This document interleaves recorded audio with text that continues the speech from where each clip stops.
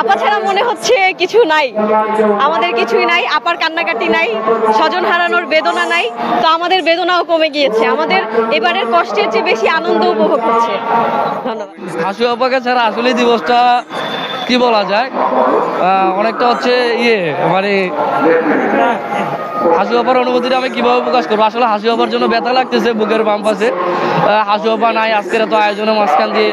আমরা গর্বিত, আমরা ছাত্ররা এখন হচ্ছে স্বাধীন বাংলাদেশে, বলতে গেলে স্বাধীন বাংলাদেশে, স্বৈরাচার মুক্ত বাংলাদেশে হাঁটতেছি, শহীদ মিনারে এসেছি, শ্রদ্ধা নিবেদন করতেছি।